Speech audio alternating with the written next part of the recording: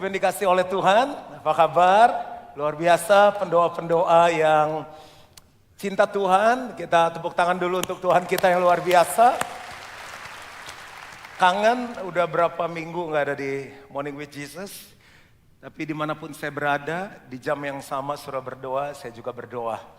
Itu indahnya Tuhan kita, gak dibatasi oleh jarak dan waktu. Dan saya mau coba menyampaikan pelan-pelan karena ada banyak hal yang Tuhan taruh di hati saya. Dan saya beri judul adalah rahasia untuk menang. Satu saat saya pernah ditanya, bro, kalau misalnya dalam pertandingan bulu tangkis atau apapun, si A lawan si B, dua-duanya anak Tuhan, gerejanya si A berdoa untuk dia, gerejanya si B berdoa untuk dia, A dan B sama-sama cinta Tuhan, ikut Morning with Jesus, siapa yang menang? Ya yang hebat lah, saya bilang tanpa berpikir saya jawab begitu. Ternyata di hati setiap orang pengen menang. Makanya kalau lagi berantem kan suami istri coba ngomongnya, lu mau menang sendiri orangnya. Gitu. Kakak adik kalau ribut apa? Lu mau menang sendiri, adik harus ngalah. Adik bilang kakak yang tua harus ngalah, ayo siapa yang harus ngalah? Nah sebetulnya itu gak salah. Tapi karena manusia jatuh dalam dosa, benih dosa itu diturunkan, sehingga keinginan untuk menangnya itu banyak lebih kepada ego atau negatif. Karena Tuhan kita adalah pemenang. Jadi keinginan untuk menang itu bagus selama ada di koridor yang baik. Kita ngobrol-ngobrol dulu sebentar, Bapak Ibu dalam hidup, dalam bisnis, dalam area-area lain, lebih banyak menang atau kalahnya? Siapa yang lebih banyak menang? Enggak ada jebakan, cuma nanya doang. Yang lebih banyak kalah? Nah, ini menang enggak, kalah enggak. Ya tetap saya sampaikan firman Tuhan, tapi saya kasih tahu rahasia untuk menang di dalam Tuhan. Jadi bukan untuk menang sendiri, bukan untuk ego kita. Nah seringkali dalam pertempuran kehidupan, bicara kemenangan kan ada pertempuran, ada peperangan. Yang banyak menang bukannya kita, tapi yang menang adalah dosa, yang menang adalah setan, yang menang adalah kedagingan. Oleh karena itu, saya nggak tahu berapa seri saya akan selesai, tapi saya mau sharing tentang rahasia untuk menang. Kita baca dulu satu ayat, kitab Korintus. Rahasia untuk menang. Bapak Ibu pengen menang gak sih? Siapa yang senang mengalami kemenangan di dalam Tuhan? Nah, 2 Korintus 10, ada 3 ayat yang kita akan bahas berturut-turut, tapi saya bahas hari ini ayat 3 saja. 2 Korintus 10 ayat 3, memang kami masih hidup di dunia, tetapi kami tidak berjuang secara duniawi. Yuk kita baca sama-sama, 2, 3. Memang kami masih hidup di dunia, tapi kami tidak berjuang secara duniawi. Memang kita masih hidup di dunia, masih nginjak lantai, gak ngangkat. Tapi berjuangnya jangan secara duniawi. Apa sih Pak maksudnya berjuang? Contoh, cari duit. Kan katanya ada hukum rimba ya, siapa kuat siapa menang. Jadi ada orang berprinsip gini, sebelum dia cia kita, kita cia dia dulu. Ya atau tidak? Sebelum kita bohongin dia bohongin kita bohongin dia dulu. Nah itu cara dunia. Memang kita masih di dunia, tapi kita tidak berjuang secara dunia. Ya katakan ya, tidak katakan tidak. Jangan ngomong begini, Pak kita nih gak ada untung. Mana ada orang mau dagang gak ada untung? Gak mungkin. Pak kalau diturunin lagi untung kita tipis sekali. Kan kita mesti ada biaya-biaya yang harus dibayar. Itu lebih jujur, masih nginjek bumi. Itu di era bisnis. Ada gaya gini, menjilat ke atas, menendang ke bawah. Gaya apa itu? Menjilat ke atas, menendang ke bawah. Masih ada orang yang di pekerjaan gitu. Udahlah jangan dijilat, bosnya asin. Permen lollipop tuh dijilat. Ini jilat-jilat jangan, promosi datangnya dari Tuhan. Udah deh ya, jangan daerah bisnis lagi, ntar pada marah lagi. Yang muda-muda nih, saya lihat nih anak muda-muda kok cinta Tuhan, datang pagi-pagi. Kalau mau mendekati wanita, jangan cara dunia. Kalau memang dia sudah ada yang naksir, udah serius. Ada yang bilang gini nih waktu saya dulu kuliah. Sebelum dia sampai ke altar bro, sabar. Dan ngomong yes I do, gue pasti dapetin dia. Saya bilang kalau kamu dapetin dia dengan cara seperti ini, kamu kan mempertahankan dia dengan cara seperti ini. Udahlah, lu pikir Tuhan bodoh, cuma ciptain satu wanita cantik itu, gak ada yang lain bro, semua ngepas.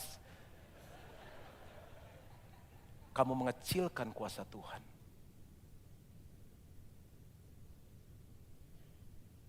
Nah, alarmnya bunyi itu, saatnya bangun.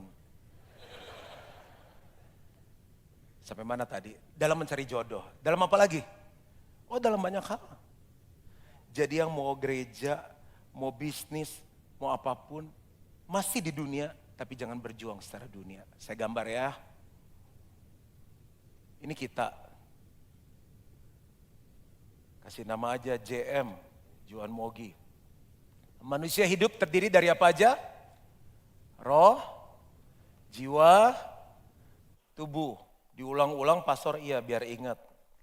Karena seumur hidup kita deal dengan ini. Jiwa terdiri dari apa? Pikiran, perasaan, dan kehendak. Tubuh terdiri dari panca indera, mata, apalagi telinga, terus penciuman, peraba, perasa.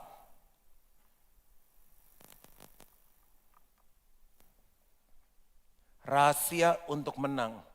Dalam hidup, kita bertemu dengan raksasa-raksasa yang suka bikin kita kalah. Raksasa, ini kan kecil nih. Kelihatannya besar banget raksasanya. Sehingga apa yang terjadi? Kita mulai perang.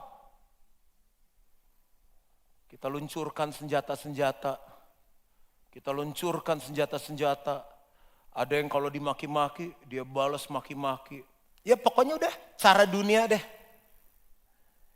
Karena kita berpikir raksasa ini harus dihancurkan. Tapi ternyata raksasa ini bukan musuh kita. Di balik layar, kalau ini layar, saya tulis ya, ini raksasa, ini layar. Di balik layar, ada musuh yang harusnya kita kalahkan. Nah ada 4 musuh. Ini yang kita harus tahu penyebabnya. Gini nih biar gampang ya. Siapa yang pernah sakit kepala? Ih hebat semua pernah sakit kepala. Nah sakit kepala itu penyebabnya beda-beda. 1, kurang tidur. 2, gigi bolong. 3, kantong kempes. 4, putus pacar. 5, pendeta khotbah gak ngerti, sakit kepala itu pulang. 6, suami gak pulang, apalagi? 7, nanya jawab sendiri, 7. Ya, lapar, sakit kepala. Kasih tanda ya sama pastor ya. Jangan lama-lama pastor khotbahnya, udah sini aja. 8, coba kita cari, loh iya dong sakit kepala beda-beda. 8, dicia orang, ibu banyak pikiran. Masa ibu banyak pikiran? Oh oke. Yang belakang 10. Kenapa orang sakit kepala?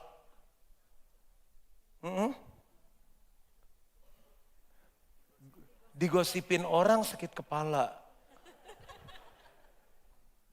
Ini namanya hidup ya bu ya. Orang susah digosipin. Gila itu orangnya. Udah kere, mau lagi sama dia. Kere itu digosipin bu. Dia mulai naik hidupnya. Gua rasa sih dia gak halal tuh. Masa cepet banget kayaknya misalnya. Jadi udahlah bu, itu gak usah dipusingin.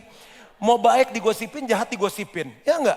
Jalan aja. Anjing menggonggong, kafilah berlalu. Coba bahasa Inggrisnya apa? The dog is barking. What is kafilah? And the kafilas pass away, gitu. Nah jadi ini raksasa, jadi jangan semua diserangnya sakit kepala dekolgen, giginya harus ditambal. Kenapa gajinya nggak naik-naik di kantor? Ya dia harus apa? Dia coba perbaiki apa yang salah. Jadi Bapak Ibu serang dengan berbagai macam hal, raksasa ini nggak tumbang karena di belakang layar ada oknum-oknum. Yang pertama adalah kuasa gelap atau setan. Yang kedua adalah dunia. Yang ketiga adalah daging.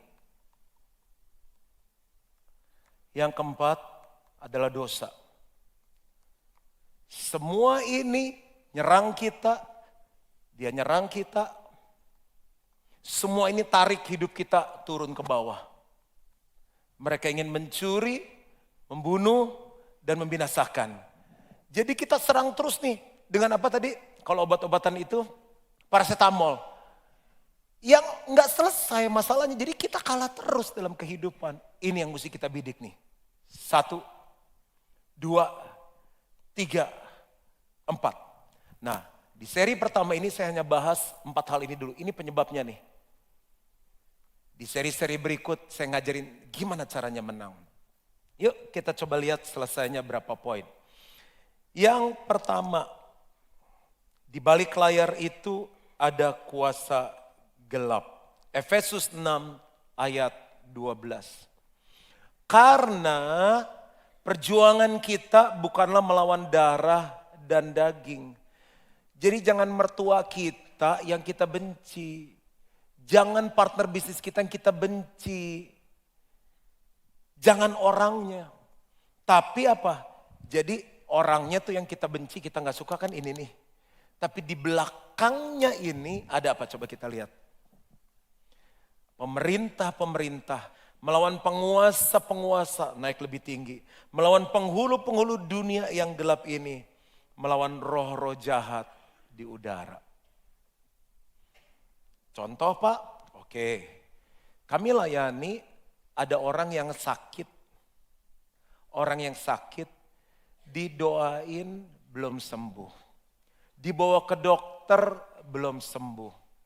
Ternyata partner bisnisnya ngasih barang itu isinya kuasa gelap, diguna-guna supaya dia sakit. Kalau dia sakit, otomatis kan gak bisa kerja. Kalau gak bisa kerja, kan gak bisa mikir. Di rumah lama-lama lemes, akhirnya dia yang menang. Tuh, jadi caranya apa? Perlu minta hikmat Tuhan. Bukan orangnya yang kita lawan, bukan penyakitnya yang kita lawan, tapi kuasa gelap di balik semuanya itu. Setan selalu mau mencuri, membunuh, dan membinasakan. Saya kan sering travel kan, jadi udah pindah-pindah hotel, tinggal di mana. Kadang pernah awal-awal pelayanan banyak ditaruh di rumah orang. Pernah ada ya, kita tinggal di kamar nih. Aduh di dalam kamar tuh barangnya tua-tua semua, ceilingnya tinggi. Ada kursi goyang, ranjang itu kalau yang ditidurin ngek. Namanya kan hamba Tuhan, iya kan? Ya om, ya tante.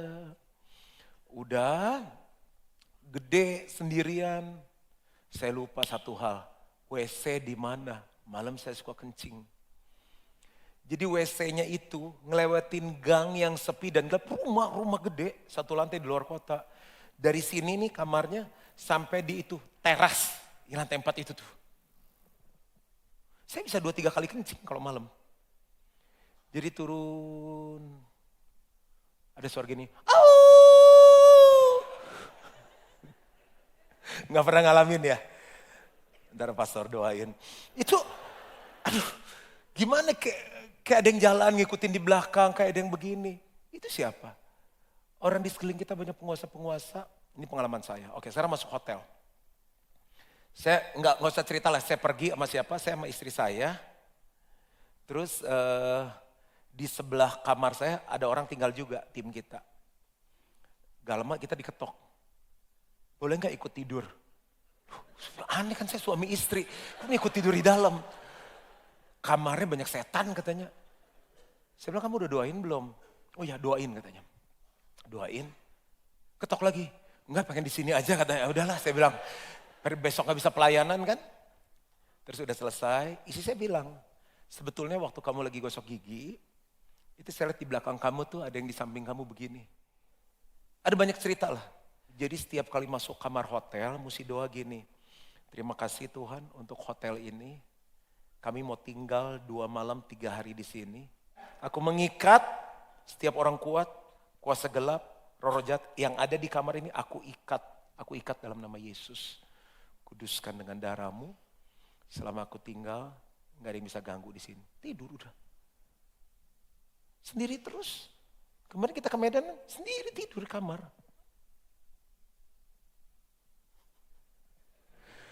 Diajarin rahasia untuk menang, gak ada amin, gak ada semangatnya, gimana? Ini contoh-contoh yang sehari-hari aja. Kita gak ada yang tahu. Kita ke tempat menggunakan jasa, membeli produk orang, kita tahu gak itu disembayangin? Kita gak tahu. Yang kedua, yang kita lawan itu dunia. 1 Yohanes 2 ayat 15-17. Janganlah kamu mengasihi dunia dan apa yang ada di dalamnya. Jikalau orang mengasihi dunia, maka kasih akan Bapa tidak ada dalam orang itu. Sebab semua yang ada di dalam dunia yaitu apa? Keinginan daging dan keinginan mata serta keangkuhan hidup bukanlah berasal dari Bapa melainkan dari dunia. Ada 3. Keinginan daging, keinginan mata, keangkuhan hidup. Ini yang suka buat manusia jatuh. Kenapa orang akhirnya sakit-sakitan, gula tinggi, kolesterol tinggi, matanya gak tahan. Kadang makan dikit kan, kita udah kenyang. Lapar mata istilahnya. Orang bule gak tahu istilah itu. Hungry eyes. Apalagi kalau kita makan padang, betul kan? Brok semuanya. Ayam pop kita mau, ayam kari kita mau, ayam gorengnya Pak fresh, 2 langsung. Rendang enak Pak semuanya. Makanya kalau buffet itu berbahaya di mata. Ibu-ibu kalau ke mall matanya gimana? Itu kan yang buat kita bermasalah kan, nggak bisa menang, itu yang narik kita. Bapak-bapak kalau bisnis trip emang mau pakai kacamata hitam terus. Kacamata kuda nggak bisa lihat kemana-mana begini. Kan yang cantik-cantik di mana-mana banyak. Tapi kita harus menang. Kita udah tahu apa yang membuat orang jatuh, keinginan mata, keangkuhan hidup. Saya kemarin pulang naik pesawat saya baca 4 majalah. 2 koran 4 majalah. Saya baca, saya mesti tahu pengetahuanmu yang bagus, saya foto untuk klip saya. Ada satu artikel. Namanya bukan sosialita. Kalau sosialita kan dari kata sosialite plus sosial plus elite. Jadi orang-orang yang bergaul yang kelasnya elit. Tapi ternyata banyak yang KW. Namanya soksialita. Beneran saya baca di majalah. Soksialita. Dia bukan elit. Tapi pengen hadir di mana-mana, pengen difoto di mana-mana, pengen pakai barang-barang keren. Jadi rupanya mereka bikin namanya detektif sosialita.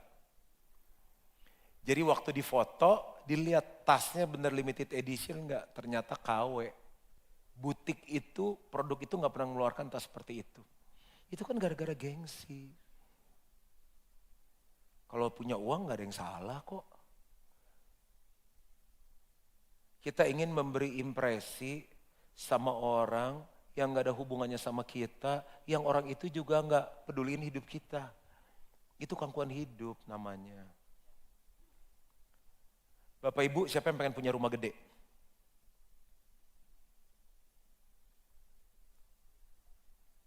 Tidur di berapa kamar? Anak-anak pada gede gak? Kawin gak? Jangan dong Pak, anak saya cuma 3 masa suruh kawin. Enak di ibu gak enak di dia. Dia harus menikah. Kalau menikah, keluar rumah gak? Keluar rumah.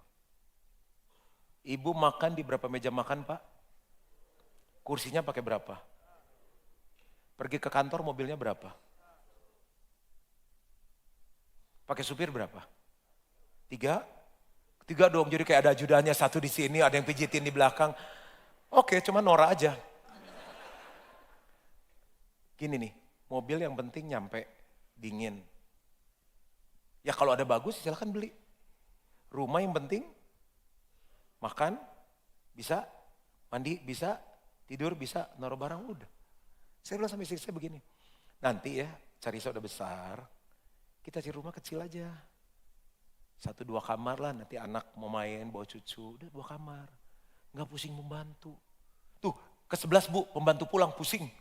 Saya tambahin tadi kan ibu ke-10 gosip, 11 pembantu pulang. Pinggang Pak. Siapa suruh lu bangun gede-gede? Siapa yang suruh? Saya bilang kita kecil aja. Mau ngapain sih kita? Pagi pergi, pulang malam. Kalau enggak saya bilang kita tinggal apartemen aja. Masuk, kunci, pulang udah. Itu mimpi saya. Aku kan pengen ada yang kolamnya, ada bebeknya. Terserah, ini kan cuma nganjurin aja. Lu kasih makan tuh bebek tiap hari. Jadi rahasia untuk menang, kita mesti tahu dulu apa yang di belakangnya. Kuasa gelap dan dunia. Amin. Sambung minggu depan. Tuhan memberkati, sampai ketemu hari Minggu besok.